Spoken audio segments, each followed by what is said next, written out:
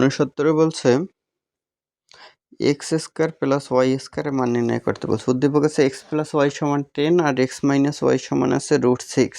তাহলে x square plus y square এটা সরাসরি সূত্র আছে x plus y whole square plus x minus y whole square by 2।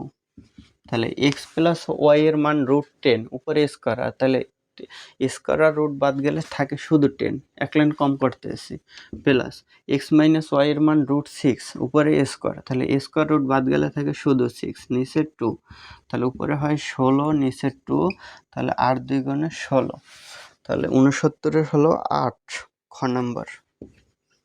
এটা হলো খ নাম্বার অ্যান্সার।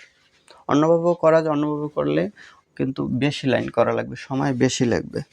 যেমন এক্স প্লাস ওয়াই এইটা থেকে আমরা এক্স ওয়াই এর একটা মান নির্ণয় করে যেমন করাই, ব্যতিক্রমটাও করাই দিই।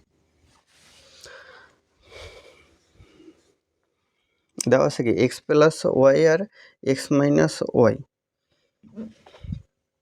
তাহলে এক্স প্লাস ওয়াই একটারে ধরি, x plus y whole square সমান, তাহলে √10কেও স্কোয়ার করতে হয়, তাহলে হয় x minus y whole square plus 4ab সমান 10 হয়, স্কোয়ার রুট বাদ গেলে, তাহলে হয় এক্স মাইনাস ওয়াই এর মান আছে √6, তাহলে √6 স্কোয়ার রুট বাদ গেলে থাকে শুধু 6 প্লাস 4xy সমান 10, এই 6 ডান পাশে গেলে -6 হয়, তাহলে xy সমান হয় 10 থেকে 6 গেলে থাকে 4, এই 4 আবার এই xy এর সাথে এই 4 আছে, এটা গেলে হয় ভাগ 4, তাহলে xy এর মান হয় 1।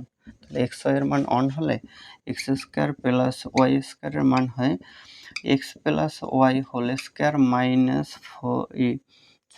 2xy।